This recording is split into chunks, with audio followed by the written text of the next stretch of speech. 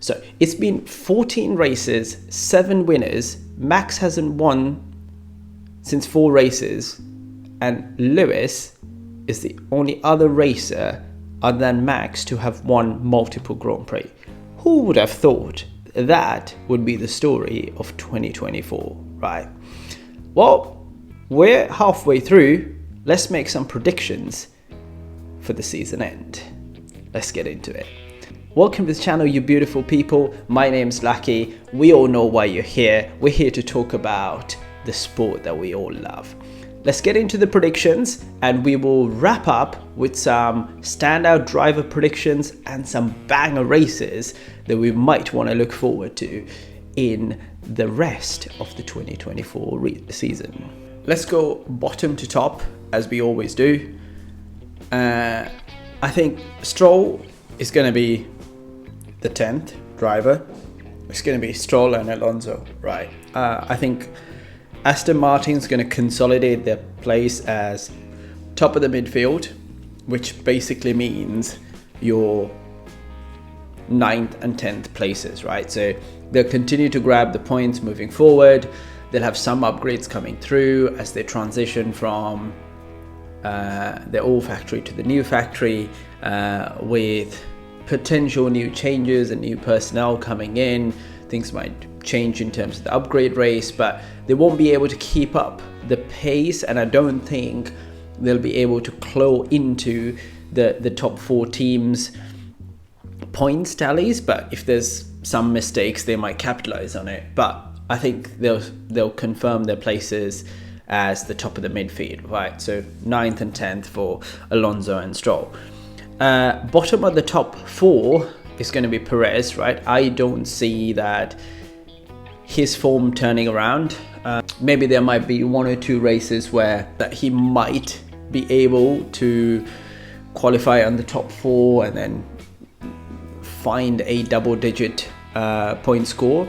But I think overall the Red Bull has fallen into the pack of the other top 4 or the other top 3 cars. But I think the 4 top teams are more or less within a 10th or 2/10ths away, right? Depending on the track and the setup. So because of that, I don't think Perez has the caliber to outperform the other top 7 drivers. And then next will potentially be Sainz, is my guess, right? So I think Sainz and Charles kind of fluctuate in terms of their momentum. Charles got the momentum, and I feel like he will continue that into the second half of the season. Sainz might it's questionable whether he might almost relatively turn off a bit, but as a racer I can't see him turn off despite having the contract signed off, because he's got one of the most coveted seats in the sport, really, right? So, I mean, you race for Ferrari. What else can you really ask for?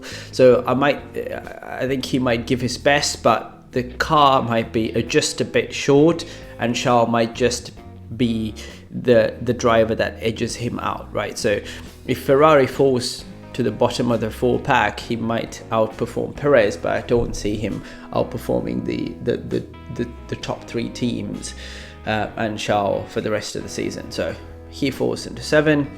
I think next would be Russell. I think he's had a few bad luck incidences, right? The disqualification, the DNFs, so forth. But I think if the car consistently becomes better and better in terms of the rear stability and how more confidence that Lewis will gain, if his trend of the last 4 races in terms of both quali and race pace continues into the next half of the season, I think Lewis will have a higher probability of outperforming Russell. And Russell's fight would definitely be with Lewis, Lando, Charles, and also Max, and potentially Piastri as well, right? So I think so that settles him around 6 at this point in time is my prediction. I think Piastri and Charles would fight for 4th. I think Piastri will continue on an upward, consistent trajectory, and if the car remains really consistent and they continue to bring on upgrades, and McLaren remains the fastest car, I don't see any reason why Piastri will end up 4th and Charles will end up 5th. But depends. If Ferrari finds a solution and Charles becomes really comfortable in the Ferrari, there's a possibility to those two places to swap. So I'm giving the benefit of the doubt to Ferrari and going number 4 for Charles, number 5 for Piastri, right? I'm going to go number 3, Lewis. I think he's going to outshine George for the second half of the season.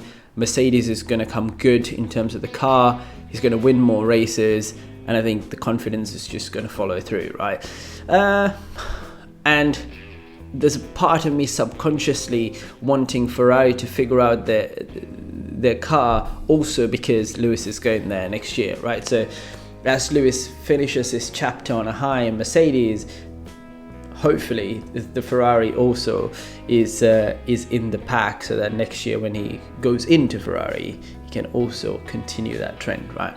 Number 2 is going to be Lando. I think he's got a decent gap to the rest of the folks, and hopefully he'll get a rest and a reset during the break and come back into that fastest car on the grid and try and capitalize on a couple of races and solidify the second spot in the Drivers' Championship.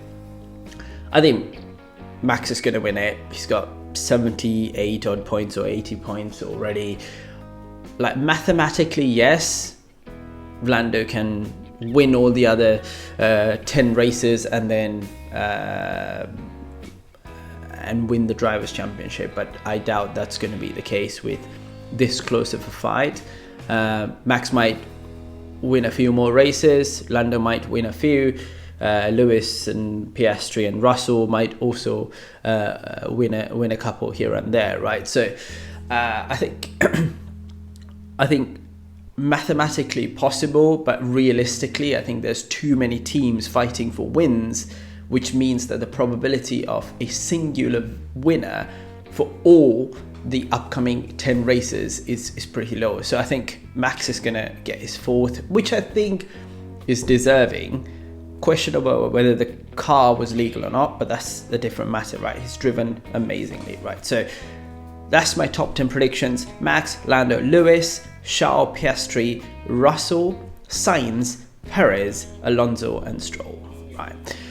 So let's move on to the constructors very quickly, right? So we can draw relative lines from the drivers to the constructors with a couple of main changes, right? So I think McLaren's going to win the Constructors' Championship simply because Sergio isn't performing to the level that Red Bull wants, right? So if Piastri and Lando's always going to be on the top 5, and Sergio's going to be on the bottom end of the top 10, the point difference is going to matter to the point that I think they're only 30 points or 35 points away from the top spot. And seems like McLaren values the Constructors' Championship over the drivers anyway at this point in time. So I think they'll prioritize it. McLaren will take the Constructors' win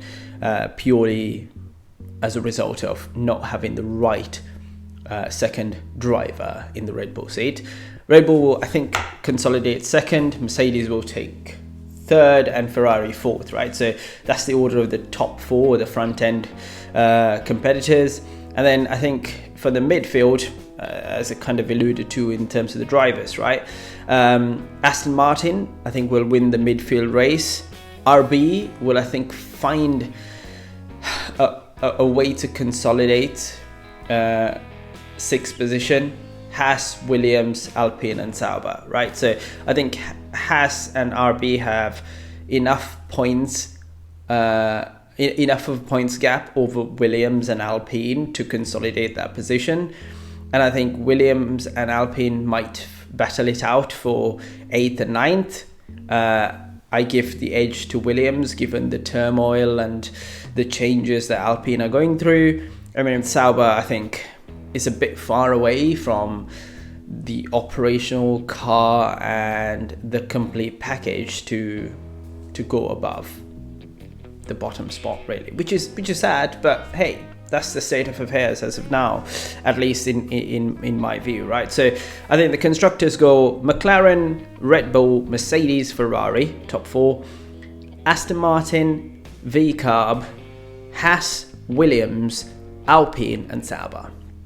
Right, so that's the quick wrap up of driver predictions and constructor championship predictions, right? So I think that's really it, right? So, but I do want to also talk about wild predictions, right? Like standout drives, washout drives, some banger races we need to look forward to, and some blunder races which, I don't know, maybe are going to be snooze fests, right?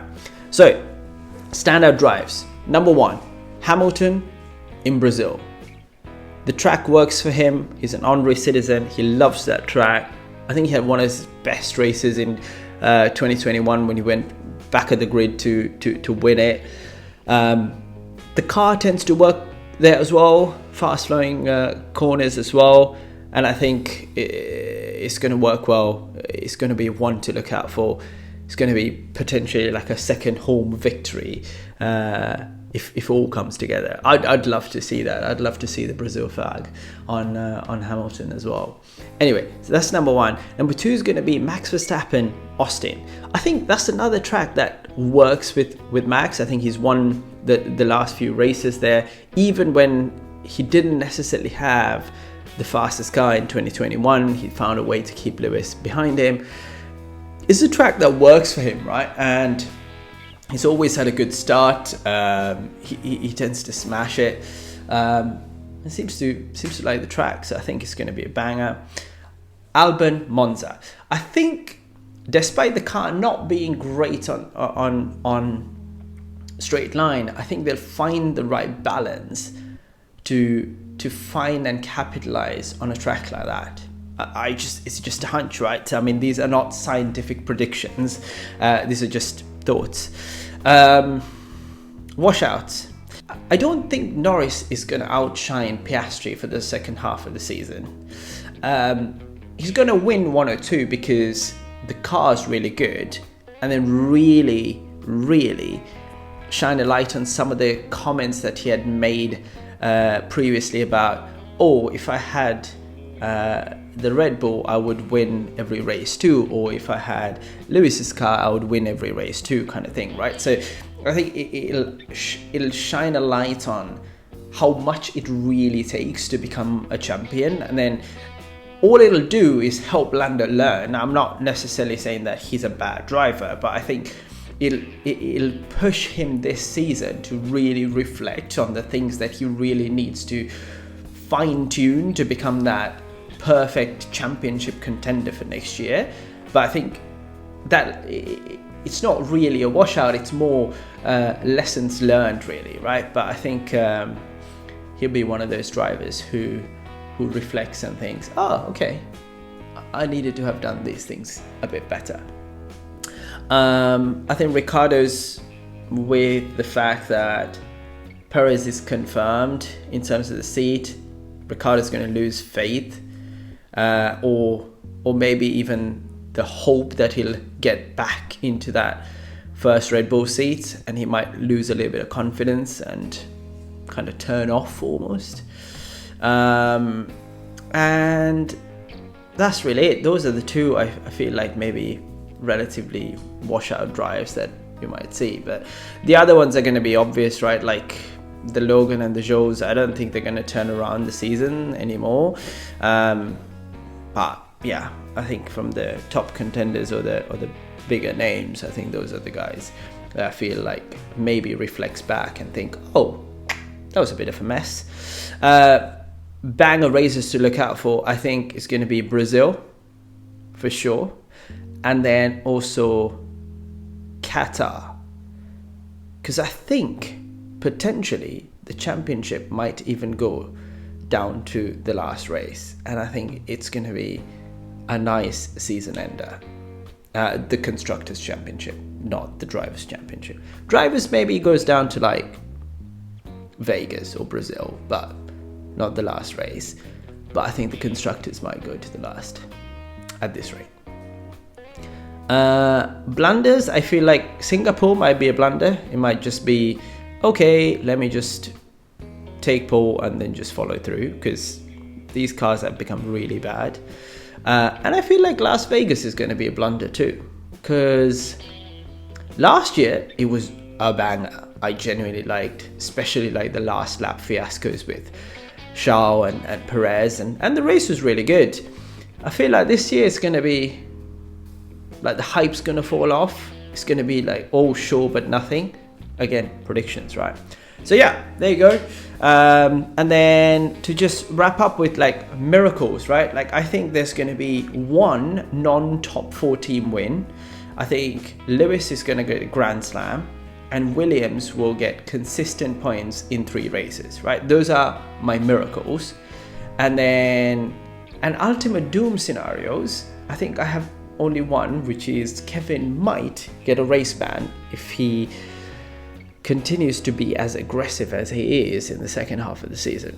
But that's it, right? So that's my overall wrap up of predictions, standout drives, banger races, and miracles and dooms for the upcoming 2024. We'll look back at the end of the season. Thank you all for you beautiful people for sticking around. If you like it, hit that thumbs up, subscribe, and we'll see you on the next video.